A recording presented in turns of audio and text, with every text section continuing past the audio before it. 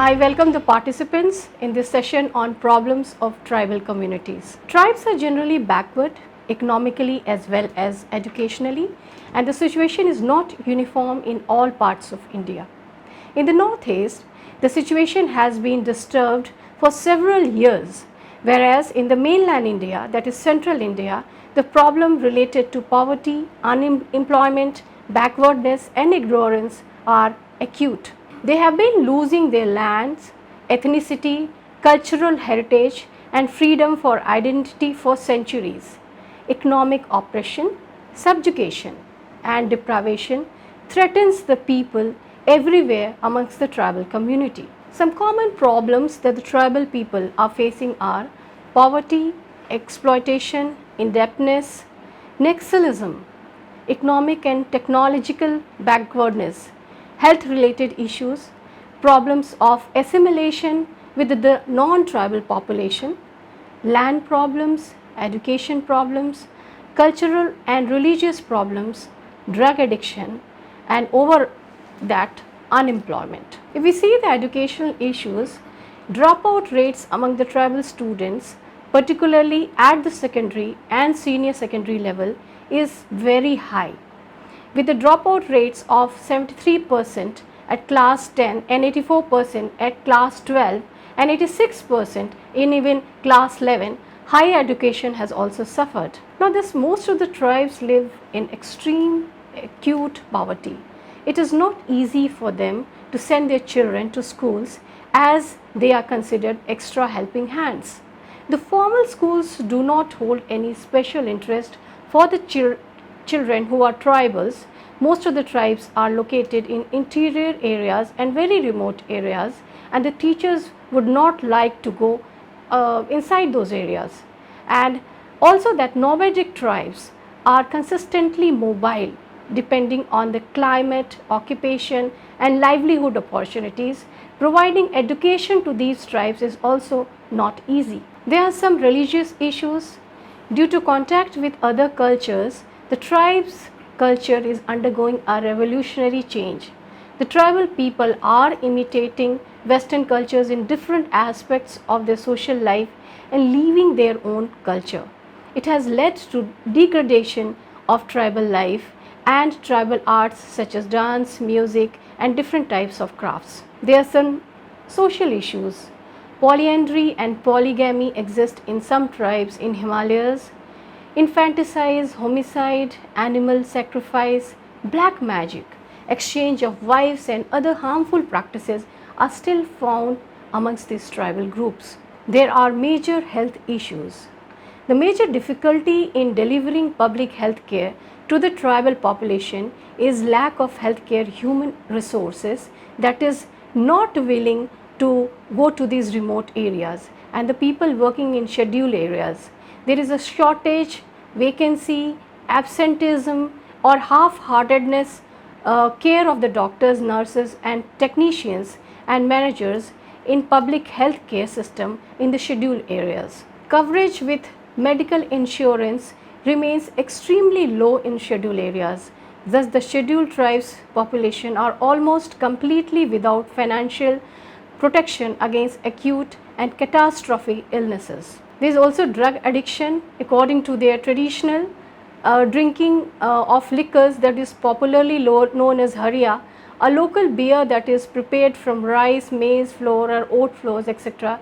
is an integral part of their culture. And during the performance of ceremonies, festivals, rituals and marriages and feasts, the sharing of this liquor by the community members is a must. They are being exploited in number of cases, like contractors provide them liquor and take away 14 to 18 hours of work from them just in exchange of a bottle of a liquor. At the time of election also, political parties take advantage of this drug addiction. Land alienation, displacement and enforced migration of tribes in India is also one of the serious issues they deal with. Land alienation, the expansion of railways in India heavily devastated the forest resources in India during the British when they came to power, and forest land and its resources provide the best means of livelihood for the tribal people, and many tribes including the women engaged in agriculture food gathering and hunting are heavily dependent on the products of the forest.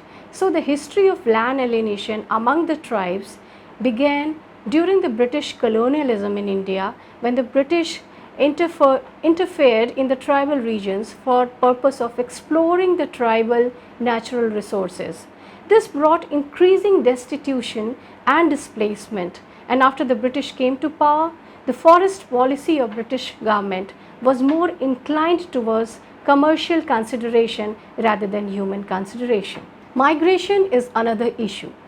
Tribal peoples suffer predominantly from the phenomena of poverty-induced migration on account of rain-fed agriculture and absence of other avenues of employment. Fragmentation of land, loss of land due to acquisition, and illegal land alienation by non-tribals also cause people to migrate. Deforestation and decreasing access to forest and drought are other contributory factors for tribal migration. It is estimated that in the last decade, about 3.5 million tribal people are living agriculture and agriculture related activities to enter into the informal labor market. The tribal people faced with influx of immigrations, fear of loss of identity and land, destruction of forest jobs, and losing political control over these areas. Involuntary displacement. The unrestricted power of the state to acquire privately owned land without any obligation on the part of state resulted in large number of cases on inadequate compensation, forcible acquisition, even without payment of compensation, without replacement of livelihood, and also without provision of alternate land, without preparation of resettlement sites, and without recognition of loss of right to access forest and loss of community ties, cultural ties, religious heritage. This led to a devastating situation. In mining projects, resettlement sites are situated close to mining operations, which results in respiratory diseases. Ill health causes them to spend most of their earnings towards allopathic medical treatment due to non-availability of proper treatment measures. Poverty and indebtedness. Majority of tribes lives in under acute poverty. The tribes follow many simple occupations based on simple technology. Most of the occupations fall into the primary occupation such as hunting, gathering, and agriculture. The technology that they use for these purposes belong to the mostly primitive kind. There is no profit or surplus making in such economy. Hence, their per capita income is very meager, much lesser than the Indian average, and most of them live under abject poverty, and they are in debt in the hands of local moneylenders and zamindars. So these are few insights into the very common and generic problem with the tribals are facing, and inclusion of local culture, folklore and history in the curriculum can help in building confidence of the tribals to enhance the relevance of education in their lives. Music and dance are still a central part of tribal life, and therefore storytelling, theatre painting, music, dance, performance, etc. should be incorporated in tribal literacy and the education that is given to the tribes.